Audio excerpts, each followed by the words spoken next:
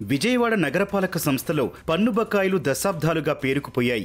ఆస్తి పన్ను, ఖాళీ స్థలాల పన్ను, వ్యాపార సముదాయాల నుంచి రావాల్సిన అద్దెలు ఇలా 160 కోట్ల రూపాయలకు పైగా బకాయిలున్నాయి. పన్నులు, వ్యాపార సముదాయాల అద్దెలు చెల్లించలేమని 2011-2012లో కొంతమంది న్యాయస్థానాలను ఆశ్రయించారు. కార్పొరేషన్ పరిధిలో దాదాపు 1150కి పైగా ఇలాంటి కేసులున్నాయి. Vastralatha complex, NTR complex, Patamata VMC complex, Indira Gandhi municipal స్టేడియంలోని వ్యాపార సముదాయాల నుంచి కోట్లాది రూపాయల పన్నులు వసూలు కావాలి. ప్రకటన బోర్డుల ద్వారా రావాల్సిన బకాయిలు 15 కోట్లు. పార్కులు, పార్కింగ్ స్థలాల నుంచి రావాల్సిన పన్నులు చాలానే ఉన్నాయి. విజయవాడ బస్టాండ్ సమీపంలో ఉండే ఓ ఫుడ్ కోర్టు కొన్నేళ్ల నుంచి పన్ను చెల్లించడం లేదు. దీనివల్ల నగరపాలక సంస్థకు నిధుల కొరత తలెత్తుతోంది.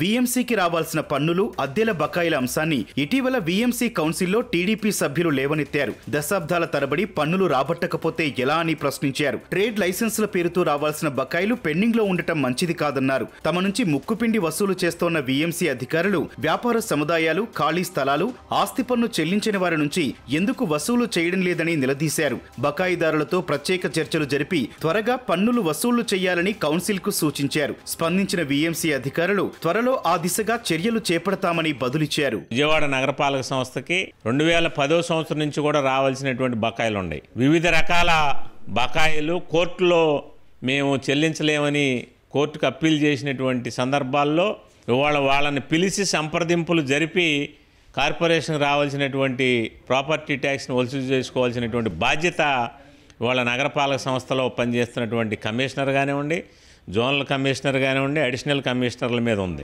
ఇవాళ ఎగ్జాంపుల్గా బస్టాండ్ ఎదురుగా ఉన్నటువంటి ఈటు స్ట్రీట్ అనే యొక్క సంస్థే ఇవాళ కార్పొరేషన్కి 2 కోట్ల రూపాయలు బకాయి ఉంది.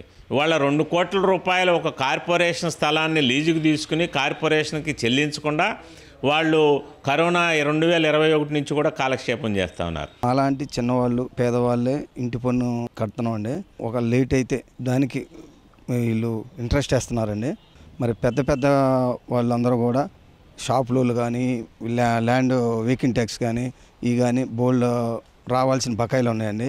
అవి విఎంసీ వాళ్ళు వసూలు చేస్తేనే నగర అభివృద్ధి జరుగుతుందండి. బడా పెద్దవాళ్ళ దగ్గర, మాల్స్ దగ్గర కానీ, సినిమా హాల్స్ దగ్గర, హోటల్స్ దగ్గర కానీ వాళ్ళ దగ్గర కొంత పెద్ద వసూలు చేయట్లేదు. వాళ్ళని కోట్ల రూపాయలు వాళ్ళ దగ్గర పెండింగ్ ఉండిపోయినాయి.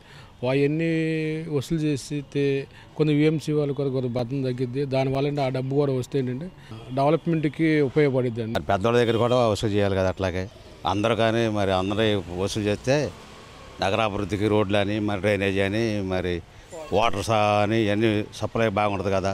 విజయవాడ అభివృద్ధి చెందాలంటే పన్నులు, అద్దెలు సకాలంలో వసూలు చేయాలని నగర ప్రజలు కోరుతున్నారు. అప్పుడే వీఎంసీ అనుకున్న లక్ష్యాలు సాధ్యమవుతాయని అభిప్రాయపడుతున్నారు.